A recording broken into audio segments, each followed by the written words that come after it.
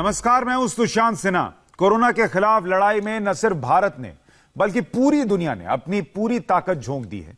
लेकिन अब भी लोगों के मन में यह सवाल है कि कोरोना की दवा कब आने वाली है। आज इसी सवाल का हम जवाब ढूंढेंगे, लेकिन सबसे पहले आपको मैं कोरोना का एक अपडेट दे देता हूं। भारत में अब तक 4,400 से ज्यादा केसेस आ चुके हैं कोरोना के, जिनमें से 114 लोगों की मौत हो गई है। भारत के अलावा बाकी दुनिया में कोरोना से होने वाली मौतों का आंकड़ा चौंकाने वाला है। अमेरिका में 10,870 लोगों की जान गई है। स्पेन में 13,350 मौतें हुई हैं। इटली में 16,520 मौत। ब्रिटेन में भी 5,373 जानें गई हैं। फ्रांस में यह आंकड़ा मरने वालों का 8,911 तक पहुंच गया है। अब सवाल यह है कि पूरी दुनिया को जिस दवा का इंतजार है कि कोरोना का इलाज करने वाली दवा, वो कब तक तैयार होगी? क्या दिक्कत आ रही है इस दवा को ढूंढने में? कब तक हमारे पास यह दवा पहुंच पाएगी? यह सवाल हर किसी के मन में घूम रहा है। देश और दुनिया की सैकड़ों लैब्स ने अपनी पूरी ताकत लगा दी है वायरस को डिकोड करने के लिए। अब और कितना इंतजार करना पड़ेगा? इसी सवाल के जवाब को ढूंढने के लिए हमने चीन, अमेरिका और भारत के डॉक्टर्स को आज अपने शो में बुलाया है। हमारे साथ सभी मौजूद हैं, उनसे मैं आपका तारुफ कराऊंगा। लेकिन आज सवाल यही कि हमें कोरोना की दवा कब मिलने जा रही है।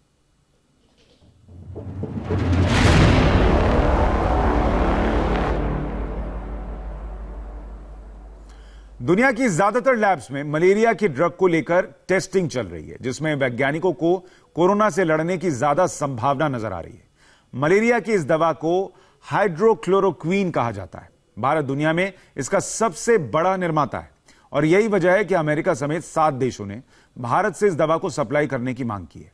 भारत ने इन दवाओं की सप्लाई पर फैसला भी ले लिया है। अब सवाल यह है कि क्या वायरस की मेडिसिन तैयार होने वाली है? क्या हम बस थोड़ी दूर है कोरोना की दवा को ढूंढने से? इंटरनेशनल लैब में इस पर जो रिसर्च चल रही है, उसकी स्टेटस रिपोर्ट पॉजिटिव है या नेगेटिव, यह आपको बताने के लिए हमारे साथ जो मेहमान हैं उनसे तारुफ कराऊं, उससे पहले एक बड़ी खबर आ रही है। बड़ी खबर यह है कि कोरोना पर थोड़ी देर में सरकार की एक बैठक होने जा रही है। यह बैठक रक्षा मंत्री राजनाथ सिंह की अध्यक्षता में होगी। इस बैठक में सरकार के सभी बड़े मंत्री शामिल होंगे। मीटिंग में लॉकडाउन से लेकर दवाइयों और जरूरी चीजों की सप्लाई पर चर्चा होगी, यह बताया जा रहा है। सरकार की तरफ से तमाम कोशिशें चल रही हैं। प्रधानमंत्री ने कल कैबिनेट के साथ बैठक की थी और अब यह जानकारी मिल रही है कि सरकार की एक और बड़ी बैठक होने जा रही है रक्षा मंत्री राजनाथ सिंह की अध्यक्षता में। इसमें यह बताया जा रहा है अभी तक की जानकारी के मुताबिक कि लॉकडाउन को लेकर जो दवाइयां हैं उनकी जरूरतें कैसी पूरी हों, वो लोगों तक कैसे पहुंचाई जाए, जरूरी चीजों की जो सप्लाई लोगों तक होनी है उसको लेकर चर्चा की जाएगी सरकार की तरफ से। तो ये एक बड़ी और अहम बैठक।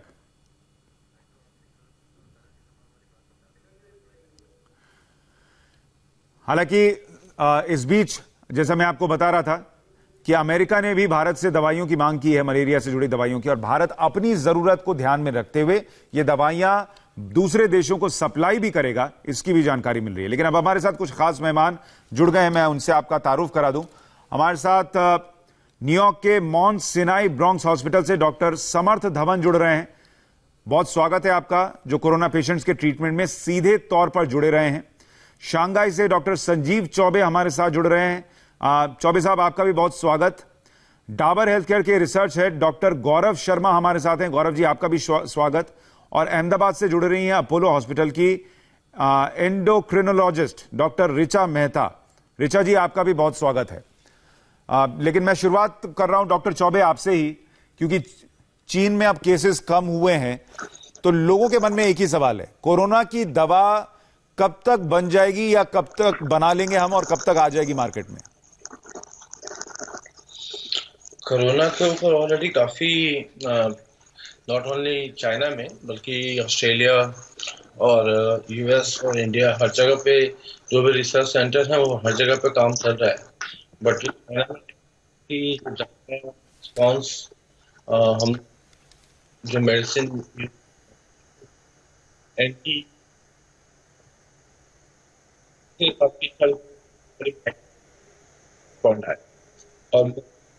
और जो है पोर्टफोलियो सेम जो रिसर्च सेंटर जो ऑस्ट्रेलिया की है, वो लोग भी उसका यूज कर रहा है। तो दोनों ही डॉक्टर चौबे, मैं आपसे माफी मेडिसिन पे चाहूंगा, काम कर। अगर आप अभी जो आप बोल रहे थे उसका पिछला 20 सेकंड का हिस्सा एक बार फिर से बता दें, क्योंकि आपका ऑडियो चला गया था, आवाज साफ नहीं आई। अच्छा, पैंडेमिक का सिचुएशन है खासकर अमेरिका में, और उसके बाद स्पेन, इटली में, और जर्मनी और यूके वगैरह में लेवल पे जो पेशेंट ट्रीट हुए हैं, वो मैक्सिमम जो हुए हैं वो आपको एंटी HIV मेडिसिन से ज्यादा हुए हैं। उसके उसके क्यूर रेट है यहाँ 90% है, जो ऑस्ट्रेलिया भी जो है उसी पे ही वो वर्कआउट कर रहा है। ये कौन सी दवा है जिसके बारे में आप बता रहे हैं? Anti HIV medicine sir. Anti HIV medicine. लेकिन सर, अगर ये दवा जी, असर कर रही है तो भी इतनी मौतें क्यों हो रही हैं? फिर इसका मतलब हर किसी के शरीर पर असर नहीं कर रही क्या? डिपेंड करता है सर, ये इस पे एशियन जेनेटिक कॉन्फ़िगरेशन डिपेंड करता है। तो ये चाइनीज में तो काफी अच्छा काम कर गया है, बट जो कोकेशियंस हैं उनमें शायद उनका खान पान और उनके जो इम्यूनिटी सिस्टम है, और जो हो सकता है कि उसको उतना इफेक्टिवली वर्क ना करें, क्योंकि एक स्टडी ये भी आई है कि बाकी कंट्रियों ने भी ट्राई किया, जो कोकेशियंस हैं उनमें सिर्फ 61% ही रिकवरी रेट देखी गई है as compared to same medication. तो ऐसे में सर, ये जो दवा आप बता रहे हैं, इसको पुख्ता दवा तो नहीं मान सकते, किसी पर असर दिखाएगी, किसी पर नहीं दिखाएगी वाला हिसाब। फैविपीरावीर बोलते हैं, फैविपीरावीर जो है यहाँ पे यूज किया गया था, जो 91% सेंसिटिविटी के साथ आया था। और उसके अलावा जो है आपको फैविपीरावीर जो है अच्छा खासा काम करता है लंग्स में, बट ओकेशंस में यूज किया गया तो सिर्फ 61% ही मतलब उसका हमें थोड़ा सा। ठीक है। डॉक्टर गौरव शर्मा, आपके हिसाब से कोरोना की दवा अगर हम बात करें तो वो कितनी दूर है, और क्या जो आयुर्वेदिक हिस्सा है भारत में जिसको लेकर इतना शोध हुआ है, उसके जरिए कोई दवा ढूंढी जा सकती है क्या? जी ज़रूर सुशांत जी, मैं आपको बताना चाहूँगा कि जैसा अभी डॉक्टर चौबे ने बोला कि एक बहुत इम्पॉर्टेंट पार्ट इस कोरोना वायरस के संक्रमण के शरीर में किस तरह से डेवलप होता है, डिपेंड करता है कि उस व्यक्ति की इम्यूनिटी किस तरह की है। तो हर व्यक्ति का इम्यून प्रोफाइल जो है वो एक बहुत मेजर और अहम रोल अदा कर रहा है, और इसी को चलते हुए आयुर्वेद जो हमेशा से प्रिवेंटिव एस्पेक्ट के ऊपर जोर देता रहा है, तो आयुर्वेद में बहुत सारे ऐसे उपाय हैं जो शरीर की रोग प्रतिरोधक क्षमता, जिसे हम इम्यूनिटी के नाम से जानते हैं, उसके ऊपर काम करता है।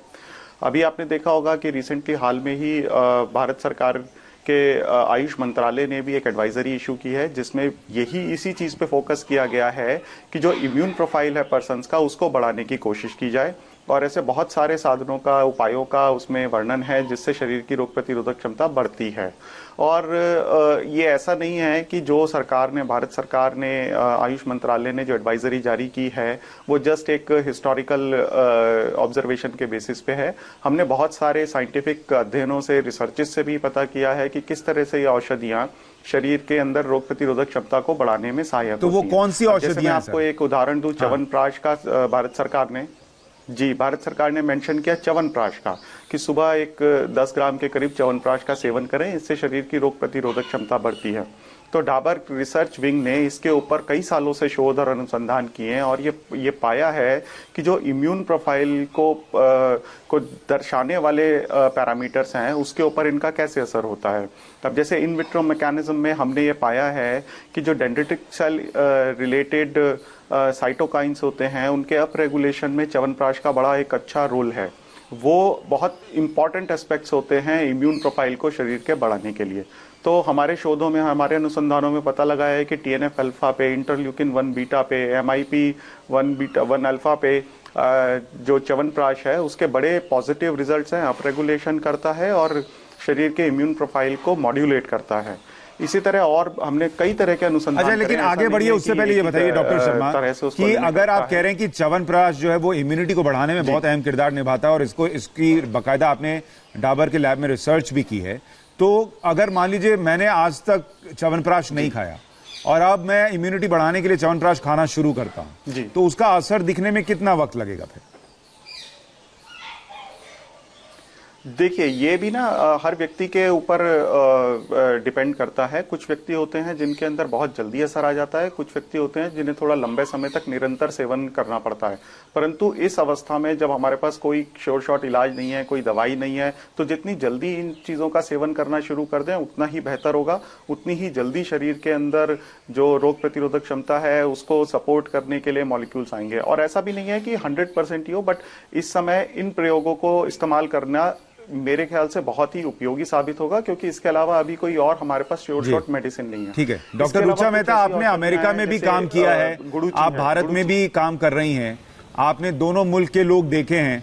अगर जैसा अभी डॉक्टर चौबे भी कह रहे थे और अभी गौरव जी को भी हम सुन रहे थे कि सबकी अपनी अपनी इम्यूनिटी होती है, तो हमारे देश के जो लोग हैं उनकी इम्यूनिटी का लेवल कहां पर है अगर हम कोरोना से लड़ने की लड़ाई की बात करें, और उसमें क्या किया जा सकता है? हाँ जी, तो ये बहुत ही अहम सवाल आप पूछ रहे हैं कि इम्यूनिटी बढ़ाने के लिए हम क्या कर सकते हैं। और आपकी सही बात है कि अमेरिका में अभी हम देख रहे हैं कि इतनी सारी डेथ हो रही है, जबकि लकीली इंडिया में अभी इतनी डेथ नहीं हो रही है। तो क्या हमारी इम्यूनिटी माने कि रोग प्रतिकारक शक्ति उनसे ज़्यादा है? ऐसा कहना अभी तो will be too early to say. तो मैं ये मानती हूँ कि हमारी रोग प्रतिकारक शक्ति बढ़ाने के लिए बहुत ही ज़रूरी है कि हमारे कंट्रोल में जो है वो उस पर हम ध्यान रखें। ये सारी मेडिसिन के बारे में जो आप पूछ रहे हैं कि जो एजिथ्रोमाइसिन, हाइड्रोक्सीक्लोरोक्विन, बाकी काफ़ी एंटीवायरल भी मेडिसिन जो जैसे आपने सुना वो सब पाइपलाइन में है, मगर इतना जल्दी कोरोना वायरस फैल रहा है कि इसके लिए हमारे पास कोई लार्ज नंबर ऑफ ट्रायल नहीं है, जो रैंडमाइज कंट्रोल ट्रायल हम बोलते हैं वो नहीं है। ये सारे एनेक्डोटल और इन्वेस्टिगेशनल फेज पे है, मगर क्योंकि इसकी मोर्टेलिटी इतनी हाई है इसके लिए हम इसका इस्तेमाल कर रहे हैं। मगर बहुत ही ज़रूरी है कि ये सब ड्रग्स सिर्फ डॉक्टर की गाइडेंस पे, जहाँ पे भी एस्टैब्लिश सेंटर्स है कोविड ट्रीटमेंट, वहाँ पे ही आपको लेने चाहिए, खुद नहीं लेने चाहिए। तो इस दरमियान इम्यूनिटी बढ़ाने के लिए हम क्या कर सकते हैं? तो जैसे कि आपने बताया, मैं एंडोक्रिनोलॉजिस्ट हूँ, तो ये रोग सबसे ज़्यादा घातक डायबिटीज़ के पेशेंट्स में हो रहा है, इसीलिए आज मुझे यहाँ पे शामिल किया गया है इस पैनल में। तो हमारे जो डायबिटीज़ के पेशेंट्स हैं उनके लिए और बाकी सारे पेशेंट्स के लिए भी ये बहुत इंपॉर्टेंट मैसेज है कि हम इम्यूनिटी कैसे बढ़ाएं। तो मैंने बहुत आसान 5 स्टेप्स में सोचा कि अगर ये बता सके तो A, B, C, D and E के बारे में बात करेंगे। तो A जैसे कि हम सभी बता रहे हैं कि अवॉइड कॉन्टैक्ट, जितना भी हो सके सोशल डिस्टेंसिंग, हाथ धोना, ये सब करना आवश्यक है। इस पर मगर मैं टाइम नहीं स्पेंड करूंगी। B is for blood pressure, आपकी ब्लड प्रेशर की दवाइयाँ ठीक से आपको लेनी है। कोलेस्ट्रॉल की गोली आपको ठीक से लेनी है, क्योंकि कोविड वायरस से जो पेशेंट को ऑलरेडी ब्लड प्रेशर कोलेस्ट्रॉल है उनको हार्ट के रोग होने के चांसेस बढ़ जाते हैं। 20% कोविड पेशेंट्स में मायोकार्डाइटिस, ये सब हार्ट के प्रेजेंटेशन हो रहे हैं। अभी सबसे अहम है डी, जो है कि आपका डाइट और डायबिटीज़ कंट्रोल। सो डाइट में काफ़ी चीज़ें हम हमारे पेशेंट को बता रहे हैं, जैसे कि वो सुबह में उठ के, अभी आपने आयुर्वेदिक एंगल भी सुना है और मैं भी इसमें बिलीव करती हूँ कि जो भी इंडिया में सालों से चल के आ रहा है उसकी तुरंत भी असर हो सकती है। जैसे हमारे सारे पेशेंट्स को और दर्शकों को हम कहना चाहते हैं कि सुबह में उठ के हल्दी, नींबू और जिंजर का शॉट बना सकते हैं, अदरक का शॉट। ये शॉट हम कह रहे हैं कि सुबह शाम आप लीजिए। अभी इससे क्या इम्यूनिटी बढ़ती है इसका प्रूफ हमारे पास नहीं है, मगर काफ़ी स्टडीज पास्ट में हो चुकी है कि जो भी पेशेंट्स में मैल नरिशमेंट है, जिसका न्यूट्रिशन ठीक नहीं है, उनमें इन्फेक्शन होने की चांसेस ज़्यादा है। हम कितने ट्रायल से, कितने लिटर से जानते हैं कि डायबिटीज़ के पेशेंट को इन्फेक्शन होने की संभावना ज़्यादा है। तो डेफिनेटली अगर हम डायबिटीज़ को कंट्रोल में रखेंगे और ऐसी चीज़ें नहीं खाएंगे जिससे कि शुगर लेवल बढ़ता है, कोलेस्ट्रॉल लेवल बढ़ता है, तो शायद हम कोरोना वायरस को दूर रख पाएंगे। तो दूसरी 4 या 5 मैं सुपर फूड्स जो बोलना चाहूँगी, जिससे कि आपके बॉडी में माइक्रो न्यूट्रिशन और मैक्रो न्यूट्रिशन सब कुछ आता रहे। माइक्रो माने कि खास करके आपको B3, विटामिन डी, जिंक, ये सब चीज़ों पे ध्यान रखना है। और दूसरा मैक्रो न्यूट्रिशन में तो आपको कार्बोहाइड्रेट, स्टार्च, तली हुई चीज़ें, शुगर और प्रोसेस फूड कम खा के प्रोटीन, वेजिटेबल और फ्रूट पे ज़्यादा ध्यान रखना है। तो हम सारे हमारे दर्शकों को कहना चाहेंगे, अगर वो दूध और दही के आइटम रखेंगे तो उसमें ना ही उन्हें कैल्शियम, प्रोटीन और न्यूट्रिशन मिलेगा, जिंक भी मिलेगा और ऊपर से प्रोबायोटिक भी बना रहेगा। दूसरा है कि ओट्स जैसी आइटम, रिफाइंड यानी मैदा नहीं खा के होल ग्रेन्स खाना ज़्यादा ज़रूरी है। वेजिटेबल्स है, फ्रूट्स है, ये भी आपको सही मात्रा में, और दाल, प्रोटीन, पनीर, ये सब भी आप वेजिटेरियन डाइट में इंक्लूड कर सकते हैं। ये सब इंक्लूड करने से आपके शरीर का न्यूट्रिशन बना रहेगा। ठीक है, यानी देखिए आप ये बता रही हैं कि शरीर को तैयार रखिए कि अगर वायरस आप तक पहुंचा तो आपका शरीर उसको बता दे कि मेरे अंदर भी लॉकडाउन है, आपको अंदर एंट्री नहीं है, आपको बाहर ही रहना, ये कहने की क्षमता आपके शरीर में होनी चाहिए। डॉक्टर चौबे ये बताइए कि अभी जो अमेरिका और भारत के बीच चल रहा था कि मलेरिया वाली दवा जो है वो अमेरिका चाह रहा है, ये मलेरिया वाली दवा कितना असर दिखा रही है? बहुत ही मतलब इसकी कोई खास अच्छी स्टडी नहीं है। अभी तो मैंने रिसेंटली एक पढ़ा कि ऑस्ट्रेलिया में एक एंटी पैरासिटिक दवा जो है, जिसको इवरवैक्टिन के नाम से जानते हैं, उस पर ट्रायल कर रहे हैं। उसमें वो क्लेम कर रहे हैं कि विद इन 48 आवर्स। तो ये बेसिकली रैंडमाइज ट्रायल चल रहा है हर दवाइयों पे, और based on the localized regional based. Means Australia एक अलग मकान। आवाज कर जी बोलिए बोलिए सर।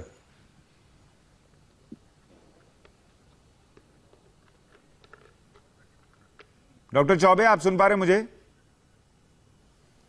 अच्छा, उनसे संपर्क टूट गया है। एक बार फिर उनके पास चलेंगे और समझेंगे। वो अभी अहम जानकारी दे रहे थे कि अभी भी जो कोशिशें हो रही हैं मलेरिया की दवा देकर या दूसरी दवाएं देकर, वो रीजन बेस्ड कोशिशें हैं और उनमें भी बिल्कुल 100% असर दिख रहा हो ऐसा नहीं है।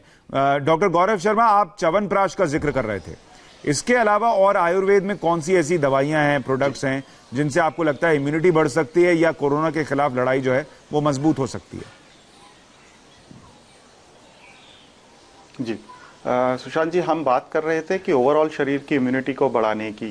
तो आयुर्वेद जो है वो एक पूरा आपको लाइफस्टाइल के बारे में गाइड करता है। तो बहुत सारे ऐसे उपाय हैं जिनको कि हमें नित्य रूप से डेली फॉर्म में अपनाना चाहिए। जैसे आप सुबह उठ के अगर 15-20 मिनट तक आसन करें, प्राणायाम करें, तो इससे शरीर के अंदर एक तनाव की कमी होती है, रिलैक्सेशन होता है। और ये भी एक प्रूवन पॉइंट है कि यदि बॉडी लेस स्ट्रेस में रहती है, तनाव में नहीं रहती है, तो उसका इम्यून रिस्पॉन्स जो है वो बेटर रहता है। इसी के साथ अश्वगंधा एक काफी अच्छी औषधि और एक जड़ी बूटी मानी जाती है, जो शरीर के स्ट्रेस को कम करने में भी सहायक होती है और ये आपको रोग प्रतिरोधक क्षमता को बढ़ाने में भी सहायक है। तो स्ट्रेस को कम करने के लिए योगासन, ध्यान और साथ में अश्वगंधा का यदि सेवन किया जाए तो इस समय में ये बहुत उपयोगी होगा। इसके अलावा अगर आप देखें गुड़ुचि, टिनोस्पोरा कॉर्डिफोलिया, जिसको गिलोय के नाम से कॉमनली जाना जाता है, गिलोय का चूर्ण अवेलेबल होता है, गिलोय का पाउडर, गिलोय की घनवटी, इस फॉर्म में अवेलेबल होती है। ये एक बहुत ये आयुर्वेदिक चीजें भी जो आप बता रहे हैं, गिलोय, देखिए हम लोग सुबह 8 बजे स्वामी रामदेव के साथ भी एक रोज शो कर रहे हैं और वो भी ये चीजें बताते हैं कि गिलोय खाने से या उसका जूस पीने से बहुत फायदा हो रहा है या इम्यूनिटी सिस्टम बेटर हो सकती है। हमारे साथ डॉक्टर समर्थ धवन न्यूयॉर्क से जुड़ गए हैं। डॉक्टर धवन, आपका बहुत स्वागत है। मुझे पता है आप बहुत व्यस्त होंगे क्योंकि अमेरिका में जो हालात हैं वो बहुत अच्छे तो नहीं है। वहां पर क्या चल रहा है सर, और क्या कोरोना की दवा आने की कोई संभावना है? जैसे ही मैंने बोला वैसे ही डॉक्टर समर्थ धवन से हमारा संपर्क टूट गया। डॉक्टर चौबे, आप जो बात कह रहे थे वो पूरी कर लीजिए।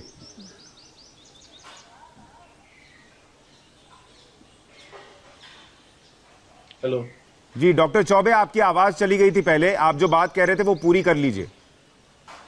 हाँ, मैं ये कह रहा था कि देखिए, मैं जो डॉक्टर साहब पहले डॉक्टर रूपा थी शायद, जिससे बात उन्होंने समझाया अभी, तो उन्होंने एक्चुअली कहा कि वो एंडोक्राइनोलॉजी में प्रैक्टिस करती हैं, खासकर डायबिटिक पेशेंट्स को लेकर। तो डायबिटिक पेशेंट्स को भी रिस्क तो है ही, उसमें उनका कहना और मेरा भी यही कहना सेम है कि ऐसे बहुत सारे फूड सप्लीमेंट्स हैं जो बहुत ही अच्छे एंटीऑक्सीडेंट्स हैं और जो उनको प्रिवेंट कर सकता है। जैसे गार्लिक है, ब्रोकली है, आप जिंजर खा सकते हैं, उसके स्पिनच ले सकते हैं, योगर्ट है, आलमंड है, टर्मरिक है, पपाया है। ये सब चीजें तो हैं ही, अनलेस एंड अनटिल आपको इस चीजों से कोई और बीमारी, मतलब किडनी वगैरह में प्रॉब्लम ना हो, तो अगर आप नॉर्मल डाइट लेने के लिए है, you can take any fruits. Now come back to the medicine point.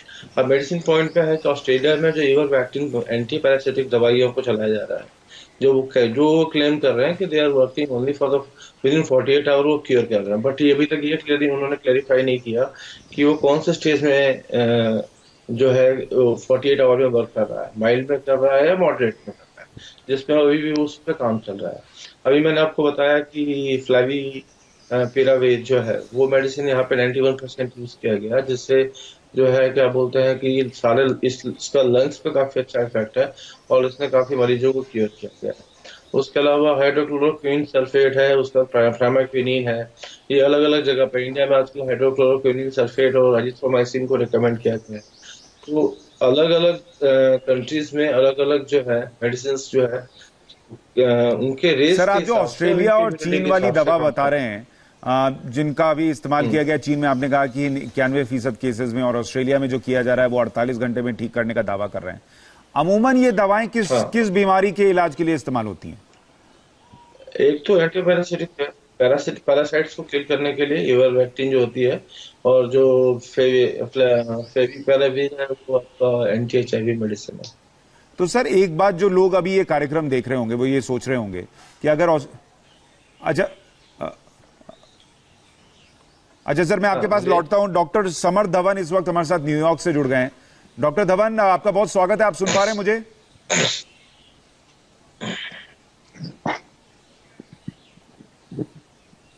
Doctor समर्थ धवन, आप सुन पा रहे हैं मुझे?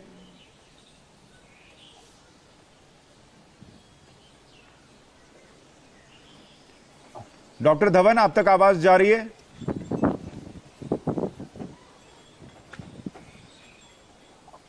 नहीं जा रही है। ठीक है, आप एक बार फिर से आपसे संपर्क करते हैं और फिर उससे आपसे जुड़ने की कोशिश करते हैं। डॉक्टर चौबे, मैं आपसे ये पूछ रहा था कि अगर ऑस्ट्रेलिया में कोई दवा असर करती दिख रही है, या चीन में जैसा आप कह रहे हैं कि 91% केसेस पर दवा ने असर दिखाया, तो अगर अमेरिका में, इटली में इतनी मौतें हो रही हैं, तो यही दवा वहां क्यों नहीं इस्तेमाल की जा रही, या भारत में भी कर सकते हैं क्या? वो देखिए, इटली का तो कहानी थोड़ा अलग है कि उनकी फूड हैबिट और इनकी जो जेनेटिकल बीमारियां कुछ ज्यादा ही है। मतलब ये जो डेथ्स हुई हैं अभी, हाँ अभी थोड़ा डेटा आना शुरू हो गया है कि अब 20 to 40 एज के लोगों को भी ये बीमारी से डेथ हो रही है, और इससे भी पॉजिटिव केसेस आ रहे हैं, और ये थोड़ा सा वर्स होते जा रहा है अभी रिसेंट डेज में, मतलब पिछले 5 to 10 डेज के बीच में। बट इससे पहले जितने भी केसेस थे वो 55 cases 55 years old and above with comorbid condition, जिसमें डायबिटिक और high blood pressure, specially high blood pressure, जिसमें मैंने पहले भी बोला कि एसी इनहिबिटर वाले जो जो पेशेंट जो जो दवाइयां लेते हैं उनमें इजीली जो है वो लंग्स को इन्फेक्ट करता है, और आराम से जो है वो मल्टीप्लाई जो है वायरस है वो अपना रेप्लिकेट करना शुरू कर देता है, और पूरी कंडीशन जो है सार्स जैसी हो जाती है, जिसको आप लोग जो हम लोग ने 2003 में देखा था। तो वो लोग जितने थे ओल्ड एज के हैं, बट ये यहाँ इटली में भी जो जितने पेशेंट गए उनकी मेजोरिटी ऑफ द पॉपुलेशन जो है वो भी आपके काफी ओल्ड एज के लोग के ही, तो ज्यादा इंडिया यंग में, वाले बच्चे नहीं। इंडिया का आपका अनुभव क्या कहता है सर? ये दवाइयां इंडिया में काम करेंगी अगर मान लीजिए बहुत फैल गया इंडिया में, या अभी भी करनी चाहिए क्या? इंडिया में तो हम लोग काफी ऑलरेडी बहुत ज्यादा इम्यून है, हम तो बैक्टीरिया ही खाते हैं, चाहे आप घर पे खाइए चाहे बाहर में खाना खाइए, तो हम लोग तो ऑलरेडी इन सब छोटे बड़ी बीमारियों से तो ऑलरेडी इम्यून है। कि आप लोग बाहर में जितना भी स्ट्रीट फूड लोग खाते हैं उसमें कितना हाइजीन होता है हम सब लोग जानते हैं। तो अब रह गए टेस्ट सेंसिटिव होने के लिए, तो हमारे लोगों को मुझे नहीं लगता है कि कुछ ज्यादा स्ट्रगल करना पड़ेगा मेडिसिन को लेकर, कि कोई स्पेसिफिक मेडिसिन चाहिए उसको ट्रीट करने के लिए। ठीक है सर, अभी एक छोटा सा ब्रेक ले रहे हैं। ब्रेक के बाद भी मेहमान हमारे साथ बने हुए हैं और चर्चा इसी बात को लेकर चल रही है कि कोरोना को लेकर दवाई कब आएगी। अभी तक मोटे तौर पर यह समझ में आ रहा है कि अलग अलग देश अलग अलग प्रयोग के जरिए लोगों को ट्रीट करने की कोशिश कर रहे हैं। कुछ जगह पर कोई दूसरी दवा असर कर रही है, कहीं पर कुछ दूसरी, लेकिन एक दवा कोरोना को लेकर आ गई हो ऐसा अभी नहीं कहा जा सकता, और कब आएगी इसकी भी अभी संभावना पता नहीं। लेकिन आप अपनी इम्यूनिटी बढ़ाकर इससे लड़ सकते हैं, यह हर कोई कह रहा है। इसी पर थोड़ी और चर्चा करेंगे एक छोटे से ब्रेक के बाद।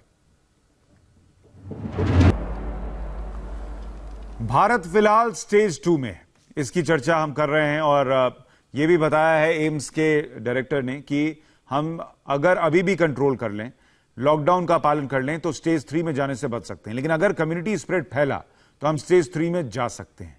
भारत में कोरोना की मौजूदा स्टेटस रिपोर्ट क्या है, एम्स के डायरेक्टर डॉक्टर रणदीप गुलेरिया से सुनिए। तो मेरा यह मानना है कि अभी हम पूरी तरह से स्टेज 3 में नहीं पहुंचे हैं। लेकिन ये है कि जहाँ जहाँ पे हॉटस्पॉट्स है वहाँ पे ये पॉसिबिलिटी रहती है कि थोड़ा लोकल कम्युनिटी ट्रांसमिशन शुरू हो सकता है, और इसलिए वहाँ पे एग्रेसिव क्लोज मॉनिटरिंग और क्वारंटाइन की जरूरत है, जिससे वो और आगे कम्युनिटी में ना फैले। अगर हम उसको रोक पाएंगे और उस एरिया जहाँ पे जो हम हॉटस्पॉट्स आइडेंटिफाई कर रहे हैं वहाँ पे स्प्रेड को रोक पाएंगे तो we will be able to stay in stage 2। लेकिन ये बहुत ज़रूरी है कि इस टाइम लोग अपनी रिस्पॉन्सिबिलिटी समझें और इसको आगे फैलने ना दें, हॉटस्पॉट्स आगे ना बढ़ें। डॉक्टर रणदीप गुलेरिया को आप सुन रहे थे, वो कह रहे थे कि अभी भी हम स्टेज 2 में हैं, स्टेज 3 में गए तो दिक्कत होगी, इसलिए अभी भी अगर हम कंट्रोल कर लें तो स्थिति बेहतर हो सकती है।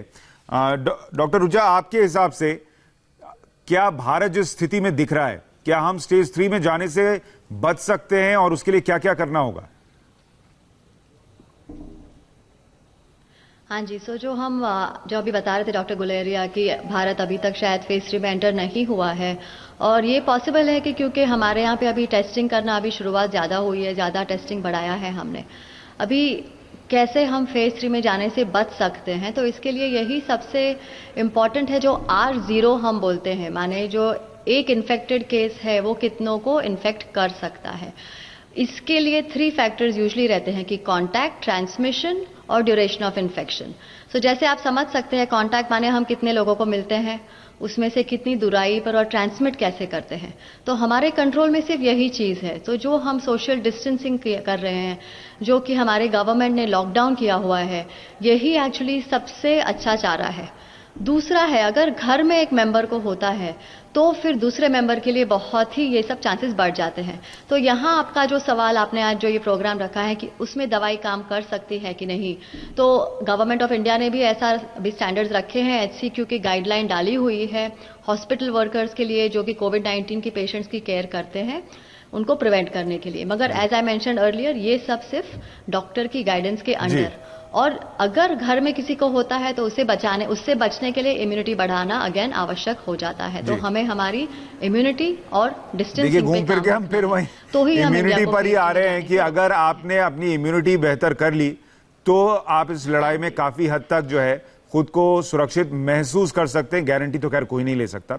हमारे 2 दर्शकों ने सवाल भेजा है गाजियाबाद से और चंडीगढ़ से, वो क्या पूछना चाहते हैं दवा को लेकर सुन लेते हैं। में कोरोना वायरस से हजारों लोगों की जान जा चुकी है, भारत में भी 100 लोगों की मौत हो चुकी है। मैं अनीता गाजियाबाद से जानना चाहती हूँ, इस वायरस को मारने की दवा कब तक बनेगी? हेलो, मैं चंडीगढ़ से रमन बोल रही हूँ। आयुर्वेद में सर्दी खांसी की तमाम दवाइयाँ मौजूद हैं, जैसे कि तुलसी, दालचीनी, काली मिर्च, लौंग, सूखी अदरक और हल्दी वाला दूध। इनका उपयोग कैसे किया जाए? तो हर कोई यही जानना चाह रहा है कि ये दवा कब तक मिल जाएगी कोरोना की। डॉक्टर समर्थ धवन हमारे साथ न्यूयॉर्क से जुड़ गए हैं, कोशिश करते हैं एक बार फिर उनके पास जाने की। डॉक्टर धवन, आप हमारे साथ जुड़ चुके हैं, सुन पा रहे हैं मुझे? बिल्कुल, थैंक यू शशांक जी, मेरे को अपने शो पे बुलाने के लिए। माफी चाहूंगा, मैं थोड़ा लेट हो गया। मैं आईसीयू में अभी रात में कॉल पे हूँ, एक इमरजेंसी आ गई थी तो मैं सही टाइम पे ज्वाइन नहीं कर पाया। कोई बात नहीं सर, अभी जितनी मुश्किल कोरोना की दवा ढूंढने में आ रही है कमोबेश उससे थोड़ी कम लेकिन आपसे जुड़ने में आ रही थी, पर अब आप जुड़ गए हैं तो बताइए कि इसकी दवा आने की क्या संभावना है? न्यूयॉर्क में कैसे ट्रीटमेंट हो रहा है या अमेरिका में कैसे ट्रीटमेंट हो रहा है? जैसे 80% केसेस माइल्ड इन्फेक्शन के होते हैं और सिर्फ फीवर है, थोड़ा बॉडी एक है, थोड़े सर्दी जैसा होता है, तो उसमें पैरासीटामोल ट्रीटमेंट दे रहे हैं बेसिक। इसमें आइबुप्रोफेन या कोई भी दूसरी दवाइयां मना करते हैं क्योंकि वायरस भी किडनी को इफेक्ट करता है, और ब्रूफेन और बाकी वैसे वाली दवाइयां भी किडनी को इफेक्ट करती हैं। तो सिर्फ पैरासीटामोल माइल्ड इन्फेक्शन के लिए। बाकी कुछ 15% केसेस होते हैं जो थोड़े सिवियर होते हैं, जिसमें क्या है सांस लेने में डिफिकल्टी होती है, हॉस्पिटल में एडमिशन देते हैं। उनके लिए तरह तरह की दवाइयां हैं। एक हाइड्रोक्सीक्लोरोक्विन करके दवाई है जो पहले मलेरिया में भी यूज करते थे, उसको मतलब यहाँ पे FDA ने विद इन 1 हफ्ते इमरजेंसी में लॉन्च किया, क्योंकि स्टडीज में शो किया कि उसने सार्स वायरस और मर्स वायरस जो इसके प्रोटोटाइप्स हैं वायरस के, उनको इनहिबिट किया, तो वो यहाँ पे यूज कर रहे हैं। बट उसमें यह है कि इंडिया में मैंने सुना था कुछ लोग ये hydroxychloroquine doctors as a preventive measure भी देना चाहते हैं, जब किसी पेशेंट को अगर इन्फेक्शन ना हो उसको भी दिए जाने का कोई न्यूज थी। बट ऐसी चीज नहीं है, क्योंकि इससे हार्ट अटैक्स हो सकते हैं, हार्ट रिदम की प्रॉब्लम हो सकती हैं। तो जिन पेशेंट को हम हाइड्रोक्सीक्लोरोक्विन देते हैं उनको रोज मॉनिटर पे या कार्डियक मॉनिटर और इसी चीज उनके होते हैं डेली बेसिस पे। दूसरी चीज ये है कि एक रेमडेसिविर करके एक दवाई है जो कि वायरस की रेप्लिकेशन को रोकी है, वो अंडर क्लिनिकल ट्रायल है। इस वक्त काफी सक्सेसफुल रिजल्ट्स हैं, थोड़े लिवर टॉक्सिसिटी करती है लेकिन उसके रिजल्ट्स बहुत अभी तक प्रॉमिसिंग हैं। वो I think within a week आ जाएगी। बाकी जितने पेशेंट्स हैं एक बार हॉस्पिटलाइज होते हैं उनको वेंटिलेटर सपोर्ट या ऑक्सीजन सपोर्ट की जरूरत पड़ती है। एक बार लंग्स रिकवर करने लग जाएं तो उससे काफी ट्रीटमेंट का एक उतना हम टाइम बाय कर सकते हैं कि जो एंटी वायरल्स हैं वो इफेक्टिव हो और पेशेंट को ट्रीटमेंट मिले। सर, आप जो पहली दवा मलेरिया की बात कर रहे थे, मलेरिया वाली दवा असर दिखा रही है आप कह रहे हैं, वो कितने % तक सक्सेसफुल है, इसका कुछ आकलन आप कर सकते हैं? और जो दूसरी दवा बता रहे थे वो दुनिया भर में आप कह रहे हैं हफ्ते भर में आ जाएगी, भारत में भी आ सकती है? तो जो मलेरिया वाली दवा है वो मैं एग्जैक्ट परसेंटेज तो काफी ब्रॉड होगा, I will say around 40 to 60% patients को हेल्प करती है। वो सिर्फ मतलब अकेले नहीं दी जाती, उसके साथ में आपको अलग जो निमोनिया होता है वायरस की वजह से उसके साथ जो एंटी बैक्टीरियल देते हैं वो साथ में दी जाती है, और साथ में ये वायरल ये जो मलेरिया वाली दवाई है ये दी जाती है, तो थोड़ी इफेक्टिव है। और क्योंकि ये पहले बहुत कॉमनली यूज हो चुकी है, इसकी अवेलेबिलिटी में प्रॉब्लम नहीं है, ये वाइडली अवेलेबल है, ज्यादा एक्सपेंसिव नहीं है, तो इस वजह से इसकी यूज काफी कॉमन है। दूसरी चीज जो रेमडेसिविर है वो यूएस की कंपनी है गिलेड, उसकी दवा है। मेरे को नहीं लगता कि एक हफ्ते में दुनिया भर में अवेलेबल हो सकती है। आई थिंक यूएस में with in the end of this month available होगी और उसके बाद कहीं जाके मतलब धीरे धीरे अवेलेबल होने लगेगी। और उसमें सक्सेस रेट कितना है सर? तो अभी वो उन्होंने पब्लिकली लॉन्च नहीं किया, लेकिन जो अभी तक क्लिनिकल ट्रायल्स हुए हैं उनका उसमें काफी सक्सेसफुल है दवाई। अराउंड 90% लोगों को ट्रीट कर रही है सक्सेसफुली। थोड़ा लिवर की टॉक्सिसिटी करती है, अगर किसी को किडनी की प्रॉब्लम है तो उसको नहीं दी जा सकती वो दवा, लेकिन बाकी वो काफी सक्सेसफुल दवाई है अब तक। लेकिन वही है, उसकी अवेलेबिलिटी बहुत कम है, बहुत जल्दी। इबोला वायरस के लिए शुरू में बनी थी वो दवा, फिर डिसकंटिन्यू हो गई थी, लेकिन अब फिर से उसका यूज आया है। एक ह्यूमन कन्वालेसेंट प्लाज्मा करके है, जैसे अगर किसी को कोविड इन्फेक्शन हो चुका है और माइल्ड इन्फेक्शन हुआ और वो पेशेंट रिकवर कर रहा है, तो मतलब उसके ब्लड में उसके अगेंस्ट जैसे एंटीबॉडीज बन जाती है, मतलब कि उसको फाइट करने की एक वो बन जाती है स्ट्रेंथ। तो उन पेशेंट्स का ब्लड लेके, जो हेल्थी पेशेंट है उसका ब्लड लेके ऐसे सिक पेशेंट्स को दिया जा सकता है जो कि अपनी काफी क्रिटिकल हैं और आईसीयू में हैं और वेंटिलेटर्स पे हैं। वो भी बहुत इफेक्टिव ट्रीटमेंट है, उसे ह्यूमन कन्वालेसेंट प्लाज्मा ट्रीटमेंट कहते हैं। वो भी यूएस में अब काफी शुरू कर दिया उन लोगों ने। ठीक है, तो आप कह रहे हैं एक दवा जो बेहतर रिजल्ट दिखा रही है, अमेरिका में अभी लॉन्च नहीं हुई है पब्लिकली, लेकिन उसके रिजल्ट अच्छे हैं और वो अमेरिका में इस महीने के अंत तक आएगी, भारत में तो आने में समय लगेगा। लेकिन एक चीज डॉक्टर चौबे आप भी बताइए चीन के अनुभव से कि क्या जो लोग ठीक हो गए उनको भी दोबारा कोरोना हो सकता है क्या? अभी तक तो कोई रिलैप्स के केसेस नहीं आया है, क्योंकि नॉर्मली जो आपका हम लोग जो इम्यूनिटी चेक करते हैं वो आईजीजी आईजीएम होता है। तो जो एक्टिव केसेस है उसमें आईजीएम रहे तो इसका मतलब है कि 1 महीने पहले या कुछ दिन पहले ये बीमारी आई थी, उसके पास उसने एंटी अपने बॉडी बना ली है। और आईजीजी है, इसका मतलब है कि वो प्रीवियसली इससे पहले इससे एक्सपोज हो चुका है। तो ऐसा सभी कोई केसेस हमारे पास तो अभी तक रिलैप्सिंग के केसेस नहीं है।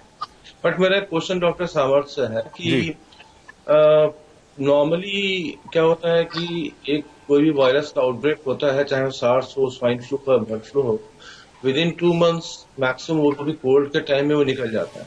बट ये वायरस मानते हैं कि हम यहाँ चाइना से शुरू हुआ जो दिसंबर हो गया और अभी अप्रैल मतलब है जिस हिसाब से लग रहा है ये मई तक जाएगा। उसके बाद भी हमें मालूम चला कि यूएस गवर्नमेंट के जो डॉक्टर्स हैं वो रिजिड है कि mask should not be used. और अगर हम और अभी कुछ दिन पहले शायद ये फेक न्यूज है या right news I don't know कि WHO ने डिक्लेयर किया कि it's airborne disease not a droplet disease. तो वहाँ क्या क्या स्टैंड है, मतलब गवर्नमेंट की, डॉक्टर सामर्थ in US? Sorry, can you repeat the question? मेरे को ठीक से आवाज नहीं आई। सर वो ये कह रहे हैं, वो ये पूछ रहे थे कि अमूमन कोई ऐसा वायरस आता है तो 2 महीने में पास हो जाता है, लेकिन यहाँ तो 4 महीने हो गए। और अभी एक खबर ये भी आई थी कि ये एयरबॉर्न डिजीज भी है, वहां अमेरिका में इसको लेकर क्या कह रहे हैं? जी, तो एक तो हम लोगों को ना थोड़ा लेट इस बात का एहसास हुआ कि इतना पोटेंट वायरस है। चाइना के पास केसेस अर्ली नवंबर एंड में केसेस आ गए थे। टिल जनवरी 10 तो हमें तो ढंग से रिपोर्ट ही नहीं आई थी कि क्या है वायरस की पैथोलॉजी, क्या है, कितना इन्फेक्टिव है। आई थिंक जब तक यूएस ने डिसाइड ये सब, जब यूरोपियन यूनियन का देखा कि कितना ज्यादा फैल गया है टूरिज्म की वजह से, और जब तक यहाँ पे बॉर्डर लॉकडाउन किए गए, तब तक काफी लेट हो चुका था। Almost 400,000 4 lakh Chinese immigrant, like Chinese population travel कर चुकी थी यूएस जनवरी से लेके मार्च तक। तो आप सोचें, मतलब कि कोई ट्रैवल बैन बहुत लेट इम्प्लीमेंट हुआ था। तो इसलिए अभी इसको काफी टाइम लग रहा है, जो कि नॉर्मली सार्स और मर्स थोड़ी जल्दी चले गए थे, इसमें अभी थोड़ा ज्यादा टाइम लगेगा, बिकॉज अभी भी इन्फेक्टिविटी बहुत बढ़ी हुई है। बाकी यही है कि जितना ढंग से इसे लॉकडाउन अभी भी लेट नहीं हुआ, कि अगर हम यूएस में भी जितनी बड़ी सिटीज हैं उनको ढंग से कम्प्लीटली लॉकडाउन करें, जैसे इंडिया में उन्होंने काफी इफेक्टिवली किया, तो उससे हम ट्राई कर सकते हैं कंटेन रहे और इन्फेक्टिविटी। जी ठीक है सर, मैं दो दर्शकों ने और सवाल भेजा है, वो भी ले लेता हूं और फिर आगे चर्चा करते हैं। मेरा नाम संगीता है, मैं बेंगलुरु से हूँ। ऐसी रिपोर्ट है कि एंटी पैरासाइट ड्रग से कोरोना वायरस को हम मार सकते हैं। क्या एवरमैक्टिन की एक खुराक से कोरोना वायरस खत्म हो जाएगा? क्या मलेरिया की दवा हाइड्रोक्सी क्लोरोक्विन कोरोना के इलाज में इफेक्टिव है? क्या भारत के पास यह दवाई है? क्योंकि अमेरिका के राष्ट्रपति डोनाल्ड ट्रंप ने भी यह दवा भारत से मांगी है, और हम भी व्हाट्सएप पे ये मैसेजेस पढ़ रहे हैं लगातार कि यह दवा कोरोना के इलाज में बहुत इफेक्टिव है। देखिए, इसका जवाब अभी अभी डॉक्टर चौबे ने भी दिया है और डॉक्टर धवन ने भी दिया है कि मलेरिया की दवा कुछ और दवाओं के साथ मिलकर असर दिखा रही है, लेकिन बिल्कुल नहीं, मैं थोड़ा क्लैरिफाई कर देता हूं। जी मैं ये बोल देता हूँ कि जो हाइड्रोक्लोरोक्विनिन सल्फेट है, बेसिकली इसमें क्विनिन का कोई रोल नहीं है। इसमें बेसिकली जो मॉलिक्यूल बनाया जाता है उसमें जिंक होता है। तो क्विनिन क्या करता है कि जो सेल का जो पोर्टर सिस्टम है, जो गैप जो यहाँ से ट्रांसपोर्ट होता है, उसके स्पेस को इंक्रीज कर देता है, जिससे जिंक चला जाता है अंदर। और जिंक में वो प्रॉपर्टी होती है कि वो वायरस के जो रेप्लिकेशन प्रोसेस जो रेप्लिकेट हो रहा है उसको वो पूरा कंप्लीटली डिस्ट्रॉय कर देता है। प्राइमाक्विन से बेटर है hydrochloroquinine sulphate, it is much better, क्योंकि प्राइमाक्विन के काफी साइड इफेक्ट है। अगर कोई हार्ट पेशेंट ले रहा है तो उसको इमीडिएटली, अभी 2 केसेस हुए भी थे कि विद इन 1-2 आवर ही died because of the prolong QT interval.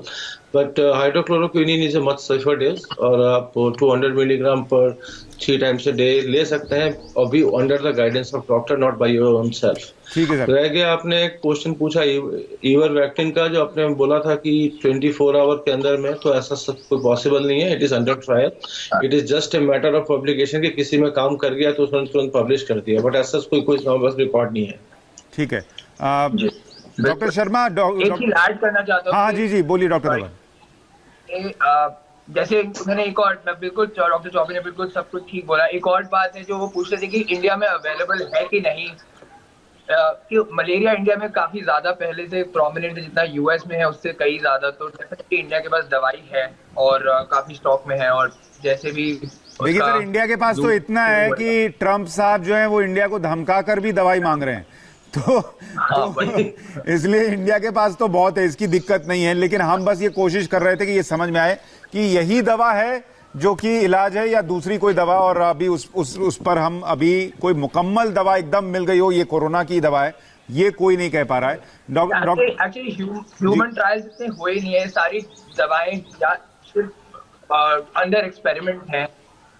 तो जब तक कि बहुत लंबे टाइम तक ह्यूमन को ना जाए तब तक पता नहीं लगेगा सही इफेक्टिव आंसर है कि नहीं। अच्छा, लेकिन डॉक्टर धवन एक बात बताइए कि अमूमन अगर कोई बीमारी आती है तो उसको लेकर वैक्सीन आने या दवा आने में कितना वक्त लगता है, और कोरोना को लेकर इतना वक्त क्यों लग रहा है? कोई दवा क्यों नहीं आ पा रही? क्योंकि एक तो नई बीमारी है, वायरस आरएनए वायरस है जो कि रिवर्स ट्रांसक्रिप्टेज है, जो कि म्यूटेट कर रहा है।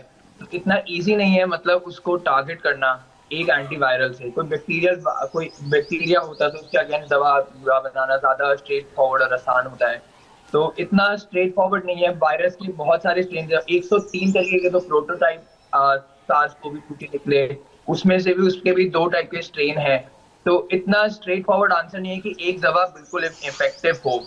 और भी जो वायरस है काफी जल्दी जो बॉडी को डिटोरिएट कर रहा है, किडनी शट डाउन हो जाती है, लंग शट डाउन हो रहे हैं, साइटोकाइन स्टॉर्म आता है ब्लड में, उन सब के लिए बहुत सारी मशीन की जरूरत है। पूरा दवाइयों को इफेक्टिव होने के लिए थोड़ा टाइम लगता है, उसके लिए चाहिए वेंटिलेटर सपोर्ट, डायलिसिस चाहिए पेशेंट्स को। जी, डॉक्टर गौरव शर्मा हमारे साथ हैं सर। डॉक्टर गौरव शर्मा, 2 चीजें जो अभी बताई उन्होंने, बॉडी के 2 पार्ट्स जिन पर कोरोना वायरस सीधा इफेक्ट कर रहा है, एक तो लंग्स यानी फेफड़े और किडनी। इन दोनों को अगर हम मजबूत बनाएं और रखें कि भाई चलिए ये दोनों फिट स्थिति में हैं, तो शायद कोरोना का वायरस उतना असर नहीं दिखाए, क्रिटिकल सिचुएशन में आदमी तुरंत ना पहुंच जाए। तो लंग्स और किडनी के लिए क्या दवा हो सकती है उनको मजबूत करने के लिए, डॉक्टर शर्मा? जी सुधांशु जी, देखिए जो च्यवनप्राश का हमने सबसे पहले जिक्र किया, वर्णन किया, वो च्यवनप्राश बेसिकली जो रेस्पिरेटरी सिम्टम्स हैं उसी के लिए एडवोकेटेड है, and it has been tested also. ये जिस तरह के खांसी जुकाम या इस तरह की बीमारियां होती हैं अपर रेस्पिरेटरी ट्रैक्ट इन्फेक्शन की, उसके लिए ये एक बहुत अच्छी औषधि के तरह से भी आयुर्वेद में इस्तेमाल होती है। हम लोगों के पास इनफैक्ट डाबर रिसर्च के अंदर हमने एक क्लिनिकल ट्रायल भी किया था कुछ सालों पहले, जिसमें हमने स्कूल गोइंग चिल्ड्रन में लगभग 600-700 बच्चों में च्यवनप्राश देके ये पाया था कि उनके अंदर रेस्पिरेटरी इन्फेक्शंस की फ्रीक्वेंसी में कमी आई है बनिस्बत उन बच्चों के जो कि जो च्यवनप्राश नहीं ले रहे थे। तो रेस्पिरेटरी सिस्टम को स्ट्रांग करने के लिए च्यवनप्राश एक बहुत ही अच्छा फॉर्मुलेशन है। और मैं यहाँ एक बात और कहूँगा, अभी चर्चा में आया था कि diabetics are more at risk, तो च्यवनप्राश अगर कोई डायबिटिक व्यक्ति ना लेना चाहे तो भारत सरकार की एडवाइजरी में बहुत अच्छे से मेंशन है कि शुगर फ्री च्यवनप्राश भी अब आता है। डाबर भी जो है वो शुगर फ्री च्यवनप्राश बनाता है, तो वो डायबिटिक्स जो हैं उन लोगों के लिए वो उस च्यवनप्राश का सेवन कर सकते हैं। ठीक है डॉक्टर मेहता, जो गुड़ची और आंवला, हाँ ये आप पहले भी बता रहे थे, ये औषधियां जो हैं ये आपके पूरे शरीर में जी हेल्प करती हैं। डॉक्टर मेहता, आपके हिसाब से लंग्स और किडनी को मजबूत करने के लिए? हाँ जी, लंग्स और किडनी जैसे उन्होंने बताया, आयुर्वेद प्रेपरेशन उन्होंने बताए हैं, मगर हमारे काफ़ी डायबिटिक पेशेंट्स को हम ये जो इंसेंटिव स्पिरोमीटर है ये यूज़ करने को बोल रहे हैं, जिससे कि उन्हें पहले से पता हो कि उनकी लंग्स की कैपेसिटी क्या है। अगर उन्हें कोरोना वायरस होता भी है तो वो आगे चल के उन्हें अंदाज़ा आए कि उनकी लंग्स की कैपेसिटी कम हो रही है और लंग्स को स्ट्रॉन्ग कर सके। वैसे ही थोड़े योगा, प्राणायाम, ब्रीदिंग ये सब रखने के लिए हम बता ही रहे हैं, मगर इसके अलावा उनको खास करके अगर पहले से उनकी कोई लंग्स की दवाइयाँ चल रही है, डायबिटीज़ की दवाइयाँ चल रही है, अगर पहले से किडनी का अंडरलाइंग प्रॉब्लम है, जैसे कि यूरिन में प्रोटीन जाना जो डायबिटीज़ में पहला स्टेप होता है, तो उसकी जो भी दवाइयाँ हैं वो कंसल्टेशन अपने स्पेशलिस्ट से करके वो सब चालू रखनी है, क्योंकि अभी तो ऐसी कोई अचानक दवाइयाँ बदलने से उनको नुकसान भी हो सकता है, जबकि सारी हॉस्पिटल्स बंद है, क्लिनिक्स बंद है, तो उनको उनकी ऑन गोइंग मेडिसिन चालू रखना बहुत ही आवश्यक है। तो ये सब उनको खास उनके स्पेशलिस्ट के साथ बात कर लेनी चाहिए। जैसे ही उनको अगर कोरोना होता है तो जैसे डॉक्टर धवन ने यूएस से आपको बताया कि काफ़ी ऑन गोइंग ट्रायल्स है, रेमडेसिविर जैसे कि खूब ही क्रिटिकल पेशेंट्स में यूज़ किया जाता है, मगर उससे पहले के सारे कोविड के पेशेंट में HCQS और अजिथ्राल का ट्रायल ऑन गोइंग है, मगर सारी दवाइयाँ अभी इन्वेस्टिगेशनल रूप में ही है। जी डॉक्टर धवन, एक चीज और बताइए कि अमेरिका में जब हम सुन रहे हैं कि 10,000 से ज्यादा मौतें हो गई हैं, तो हमें साथ में क्या ये भी देखना चाहिए कि 3.5 लाख केसेस भी हैं, और अगर आप मौत का परसेंटेज निकालिएगा तो वो 10% से भी कम है, तो क्या ये एक उम्मीद की किरण है कि बहुत सारे लोग बच भी रहे हैं? जी ये भी है, आप 3.5 लाख केसेस तो वैसे हैं जिनको जो काफी सिक हैं, जो हॉस्पिटल जा रहे हैं और उन्हें टेस्ट किया जा रहा है। मेरे ख्याल से तो यहाँ पे कम से कम 10 लाख केसेस होंगे इस वक्त, क्योंकि कई केसेस तो ऐसे हैं जिनको, एक तो 30% केसेस तो ऐसे होते हैं जिन्हें बिल्कुल कोई सिम्टम ही नहीं होंगे, तो एसिम्टोमेटिक होंगे। उसके बाद कई सारे केसेस ऐसे होंगे जिनको थोड़ा बहुत बुखार होगा, उनको यहाँ टेस्ट नहीं किया जाएगा। इंडिया में भी बिल्कुल नहीं ऐसे लोगों को टेस्ट करे, उन्हें बोल रहे हैं कि घर जाइए, रेस्ट करिए, क्वारंटीन करिए 2 हफ्ते। तो केसेस तो यहाँ बहुत सारे हैं।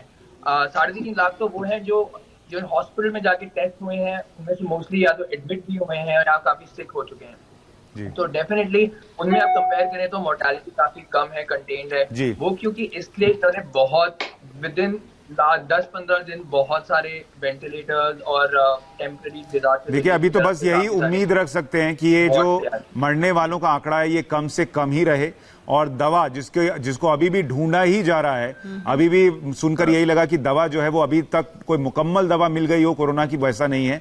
अभी आपके पास यही उपाय है कि खुद का जो शरीर है उसको आप मजबूत बनाइए, उसकी इम्यूनिटी सिस्टम ठीक रखिए, ताकि कोरोना जब आए तो आप उसको बाहर से ही बोलिए कि अभी लॉकडाउन है, बाहर जाओ। तो बहुत बहुत शुक्रिया आप सभी डॉक्टर्स का हमारे साथ इस चर्चा में जुड़ने के लिए। फिलहाल हम एक छोटे से ब्रेक के लिए रुक रहे हैं। ब्रेक के बाद आपको दिखाएंगे महाराष्ट्र में कोरोना वाले जमातियों की लुका छिपी से बड़ा संकट।